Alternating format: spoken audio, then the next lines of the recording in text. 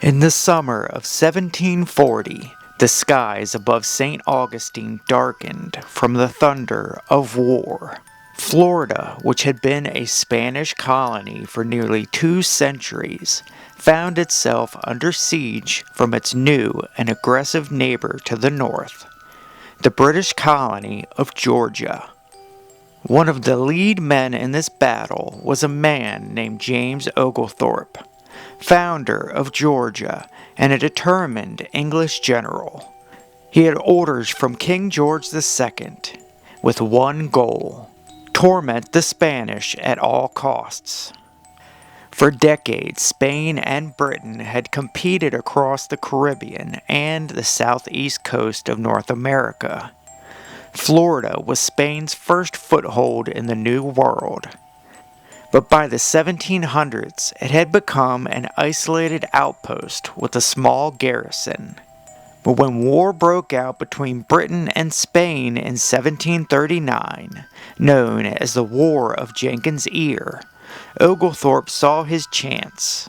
With backing from South Carolina and the British Navy, he assembled a force of around 2,000 soldiers. A mixed force of British regulars, colonial militia, and Native American allies. Oglethorpe's army surrounded St. Augustine by land and sea. His ships blockaded the port, while his troops set up batteries on Santa Anastasia Island. Inside the massive fortress Castillo de San Marcos, Governor Manuel de Montino commanded around 750 defenders. Oglethorpe began bombarding the Castillo with cannon fire, but he underestimated the fortress's construction. The walls were made of coquina, a soft limestone that absorbed the cannonballs. For 27 days, British artillery thundered across the harbor, yet the Castillo held firm. The Spanish had stockpiled supplies and used the fortress as a shelter for the town's population. Within those walls, men, women, and children endured heat, disease, and hunger, praying that the siege would break. Oglethorpe's troops captured Fort Mose, the free black settlement just north of town, but the victory was short-lived. On June 14th, Spanish forces led by freedmen under Captain Francisco Menendez launched a daring pre-dawn counterattack. The assault was fierce and bloody. Oglethorpe's men were caught off guard, many killed or driven out. The Battle of Fort Mose became a defining moment, proof that the Spanish defenders, including formerly enslaved men fighting for freedom, would not surrender their home. By early July, Oglethorpe's troops were exhausted, supplies were running low, and the summer heat took a toll on his men. Spanish reinforcements managed to slip through the British naval blockade. Realizing his campaign was doomed, Oglethorpe ordered a retreat back to Georgia. The siege had failed. St. Augustine, Spain's ancient stronghold in Florida, had survived another attempt to destroy it. The Spanish held on for another 2 decades until Britain finally gained control in 1763. Today, the Castillo de San Marcos still stands, its walls marked by centuries of cannon fire. In the spring of 1781, as the American Revolution raged in the North, another battle was brewing on the Gulf Coast. But this fight was not between the British and the Americans. It was between Spain and Britain, battling for the control of West Florida. It was the siege of Pensacola, the largest and most decisive military engagement ever fought in colonial Florida. When the 13 colonies rebelled against Britain, Florida failed to join them. In fact, Florida was still a British colony, having been ceded by Spain after the 7 Years' War in 1763. In 1779, Spain entered the war as an ally of France. Their goal wasn't independence for the colonies. It was revenge against Britain and the recovery of its lost territory. The man who would lead Spain's campaign was Bernardo de Gálvez, the young and daring governor of Spanish Louisiana. By 1779, Gálvez had already captured Baton Rouge, Natchez, and Mobile, pushing the British eastward. Pensacola was the last major British stronghold on the Gulf Coast, and the key to controlling West Florida. In early 1781, Gálvez launched his most ambitious campaign yet, to take Pensacola itself. It would prove to be one of the longest and most intense sieges in the entire Revolutionary War. Gálvez arrived with a fleet of over 30 ships and nearly 1,300 men. That force would later reach around 8,000. A diverse force that included Spanish regulars, French volunteers, Native American allies, and even free black and mixed-race soldiers from Cuba, Mexico, and Louisiana. Facing them were around 1,800 troops and Native American allies commanded by General John Campbell, entrenched behind a series of strong forts surrounding the bay. On March 19, 1781, Spanish troops began landing east of Pensacola. They immediately began constructing siege lines and batteries to bombard the British defenses. For nearly 2 months, the Spanish and British exchanged cannon fire. The siege reached a turning point on May 8th, when a lucky Spanish cannonball struck the powder magazine at Fort Crescent. The explosion was catastrophic, killing 57 men in the blast and tearing open the British defenses. Seizing the moment, a full-scale assault of Spanish troops stormed through the breach, engaging in fierce close combat. On May 10, 1781, General Campbell surrendered. Spain had retaken West Florida, ending the more than 15 years of British rule. It was a victory that echoed across the Atlantic and helped secure the Gulf Coast for Spain and her allies. The Siege of Pensacola was one of the last major battles of the American Revolutionary War, and it made Bernardo de Gálvez a legend. The victory ensured Spanish control of Florida for another 40 years, until it was finally ceded to the United States in 1821. In the winter of 1835, deep in the thick, untamed wilderness of Central Florida, U.S. troops were sent to the Withlacoochee River to search for and destroy a band of Seminole Indians in an area known as the Cove. It was the Battle of Withlacoochee, a chaotic battle during one of the longest and costly conflicts in U.S. history, the Second Seminole War. By the early 1830s, Florida was still a wild and desolate frontier. It was home to settlers, enslaved people, territorial governors, and the Seminole people. The U.S. government had signed the Treaty of Payne's Landing in 1832, pressuring the Seminoles to move west to Indian Territory. But a large group of Seminoles rejected the treaty. Osceola became the voice of resistance. He was fierce, proud, and defiant.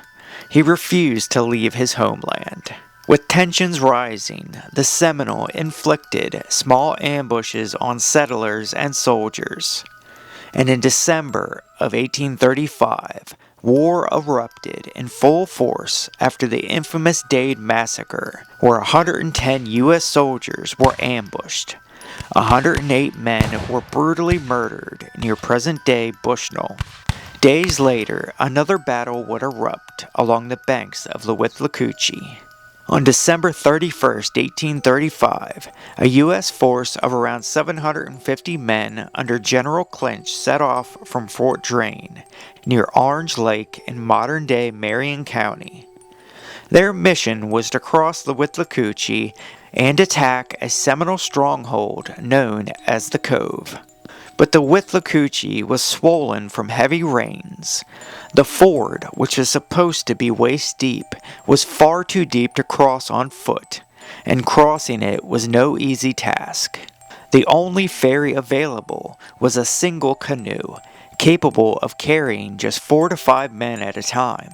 Clinch's troops began crossing, unaware that a group of Seminole warriors were already waiting in the thick brush on the opposite bank. After the regulars and around 50 militia had reached the opposite bank, the Seminoles attacked. Gunfire erupted from the trees. The first volley threw the American advance into chaos. They struggled to form lines. The river crossing became a nightmare. Soldiers were trapped on both sides. They tried to return fire, while others, including General Call, frantically paddled across the river under a hail of musket balls. Among the Seminole fighters were veterans of early skirmishes and warriors who knew the terrain. Some estimates suggest there were around 300 Seminoles led by Osceola, Alligator, and Jumper. For nearly an hour, both sides exchanged fire in the thick bush. The Seminoles, satisfied with their ambush, melted back into the forest, leaving the Americans bloodied and shaken. When the smoke cleared, 4 U.S. soldiers lay dead, and around 54 were wounded. Seminole casualties remain unknown, but they had proven a point. The battle marked the beginning of the Seminole War after the Dade Massacre, a brutal war that would last for 7 years, cost millions of dollars, and take thousands of lives on both sides. In South Florida, on Christmas Day 1837, one of the Seminole War's largest engagements erupted. Hundreds of U.S. soldiers marched through deep marshes, straight into one of the bloodiest battles of the Seminole Wars. This was the Battle of Lake Okeechobee. By late 1837, the Second Seminole War had been raging for nearly 2 years. The United States was determined to remove the Seminole people from Florida and relocate them to west of the Mississippi. But the Seminoles, led by fierce warriors like Alligator and Osceola, refused to surrender their homeland. U.S. forces, tormented by ambushes and hit-and-run tactics, launched a new offensive, this time led by a man who would later become president, Colonel Zachary Taylor. Taylor's orders were to find the Seminoles, engage, and destroy their resistance. In mid-December, Taylor assembled a force of around 1,000 men, including regular troops, volunteers, and native allies. They constructed Fort Gardner, then marched south, cutting through swamps, hammocks, and dense sawgrass. Terrain so harsh that wagons and horses sank into the thick mud. Taylor was unaware that Seminole scouts were shadowing his every move. They knew where he was headed, and they chose the perfect spot for the battle. On the morning of December 25, 1837, Taylor's men reached the northeastern ridge of Lake Okeechobee. Before them lay an open prairie half a mile wide, covered in sawgrass, waist-deep water, and hidden mud holes. Across the field, along a tree line of dense hammock and palmetto thickets, about 380 Seminole warriors waited in ambush. They cut the grass in front of their firing position to have an open view of the battlefield, and placed scouts in the treetops, watching Taylor's every move. It was a perfect defensive setup. Taylor, eager for battle, ordered a direct assault across the open field. The Missouri volunteers leading the charge were met by a devastating wall of musket fire. Men fell instantly, the wounded struggling to crawl through the sawgrass as bullets zipped overhead. Taylor's regulars pushed forward, firing volleys into the hammock, but the Seminoles were nearly invisible. For almost 3 hours, the fighting raged. The Seminoles fought with precision, using the terrain to their advantage. Every time the U.S. soldiers advanced, another volley cut them down. The volunteers entered the hammock and were surrounded. Many were gunned down and scalped. Even when Taylor brought up reinforcements, the swamp became their enemy. Mud sucking at boots and powder soaked by water. Visibility reduced to a blur by smoke and reeds. The Seminoles targeted the officers, causing confusion amongst the men. In the afternoon, Taylor's superior numbers slowly forced the Seminoles to withdraw. By sunset, the gunfire had ended, and the field fell silent. But the Seminoles had successfully slowed the advance long enough to evacuate the camp. Taylor claimed victory, but the cost was staggering. 26 men were killed, most of them officers. 112 were wounded. The Seminoles lost far fewer, only about 11 killed, 14 wounded. The rest successfully withdrew into the Everglades. Colonel Taylor was later promoted to Brigadier General and nicknamed Old Rough and Ready. The battle did little to end the war. The Seminoles remained, retreating deeper into the Everglades and continuing their resistance for years to come.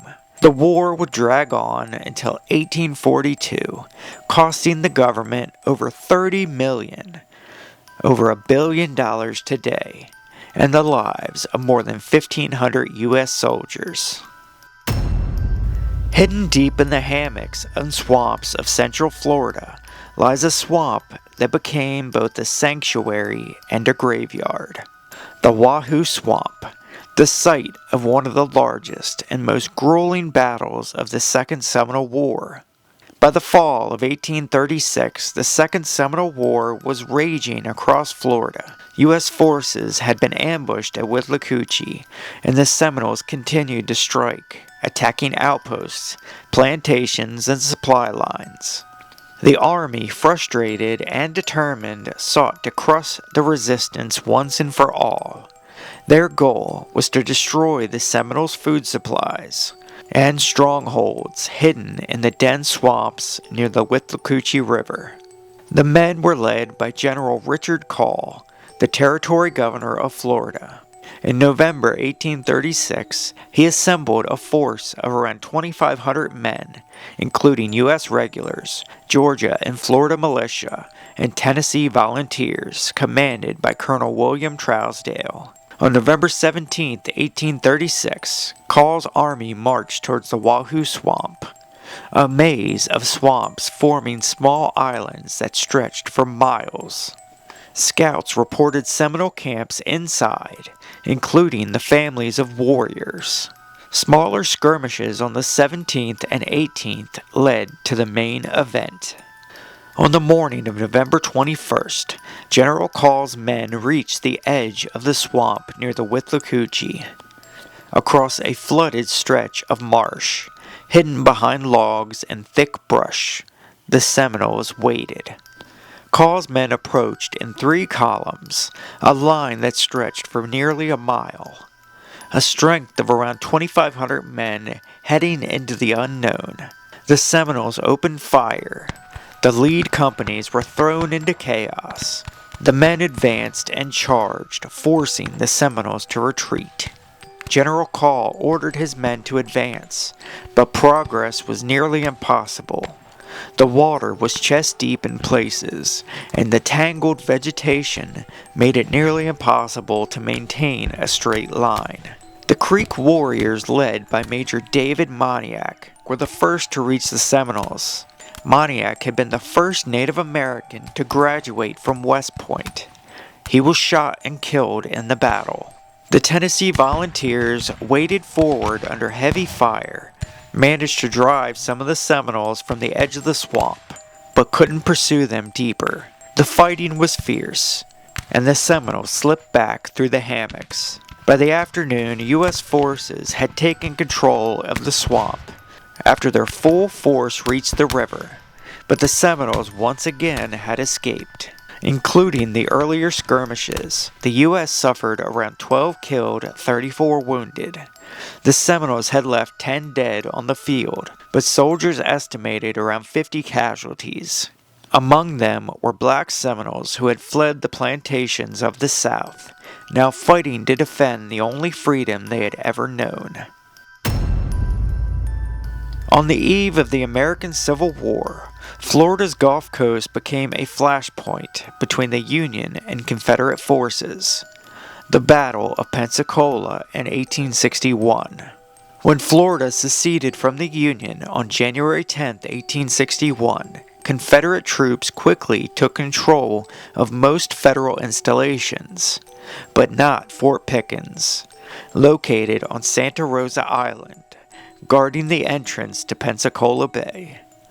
The fort was manned by Lieutenant Adam J. Sleemer, a young Union officer with fewer than 100 men under his command.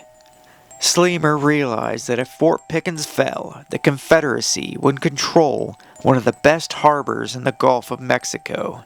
The decision was made to hold it at all costs. Confederate forces under Colonel William Chase, a former U.S. Army engineer who had actually designed the forts guarding Pensacola Bay, surrounded Fort Pickens with over 1,000 troops, but Chase hesitated to attack, hoping the fort would surrender peacefully. Meanwhile, in the harbor, Union warships prevented any Confederate assaults by sea. For months, only a few shots were fired, but little happened.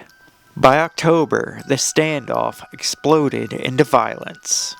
On the night of October 9th, Confederate General Richard Anderson led a daring nighttime raid on Santa Rosa Island. Over 1,000 men steamed silently across the bay under the cover of darkness. The attack was a surprise, but the Union defenders quickly regrouped. Reinforcements arrived, pushing the raiders back towards the mainland.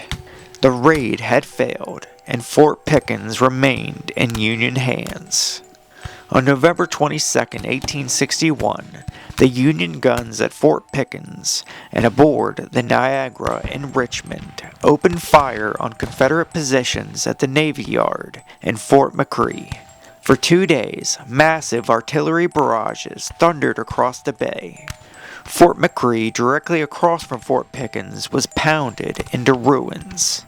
Inside Fort Pickens, hundreds of Union shells rained down with precision. By the end of the bombardment, much of the Confederate shoreline was in tatters. Despite the devastation, Confederate forces held Pensacola throughout the winter, but by May of 1862, the fall of New Orleans left Pensacola exposed. Realizing the city could no longer be defended, Confederates evacuated, burning the Navy Yard and Fort McRee. Union troops occupied Pensacola soon after. Fort Pickens would remain in Union hands for the rest of the war. Fort Pickens served as a symbol of Union resilience. It was one of only 3 Southern forts that were never captured by the Confederacy. All of them were in Florida. The Civil War had been going on for nearly 3 years by 1864. Across the South, the Confederacy was beginning to falter, but Florida remained the breadbasket of the Confederacy. The Union had Florida in its sights. What followed was the largest and one of the bloodiest battles ever fought on Florida soil, the Battle of Olustee. In early February 1864, Union General Truman Seymour launched an expedition from Jacksonville, Florida, leading about 5,500 men west along the railroad towards Lake City. Among his forces were units from the famed 54th Massachusetts Infantry, one of the first African American regiments in the U.S. Army, as well as the 8th and 35th U.S. Colored Troops. The Confederate command was ready. Brigadier General Joseph Finnegan, stationed near Lake City, quickly gathered around 5,000 Confederate troops, including Georgia and Florida infantry, to block the advance. They were entrenched and chose their ground carefully.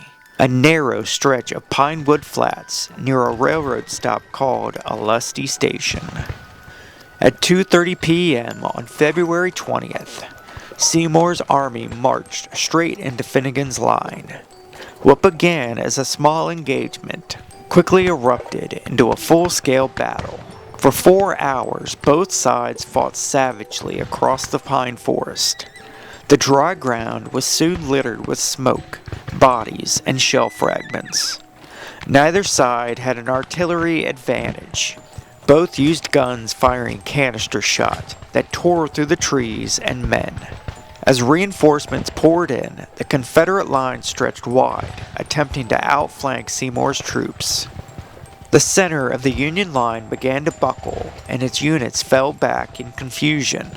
The 54th Massachusetts and 8th U.S. Colored Troops were rushed forward to cover the retreat. Under a storm of bullets, they formed a defensive line, firing volley after volley. Seymour ordered a general retreat back toward Sanderson, leaving behind hundreds of dead and wounded. The Confederates pursued briefly, but were too exhausted to continue the chase. By sunset, the battlefield was silent, except for the cries of the wounded. The Battle of Olustee was a devastating defeat for the Union.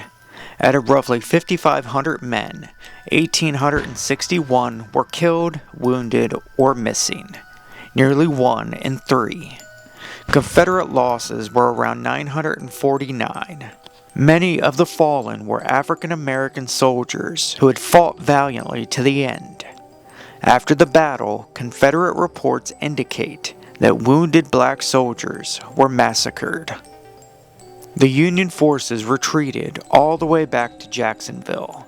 From that point forward, the Confederacy retained control of most of Florida until the war's end. For the Confederacy, Olustee was a victory, one that boosted Southern morale.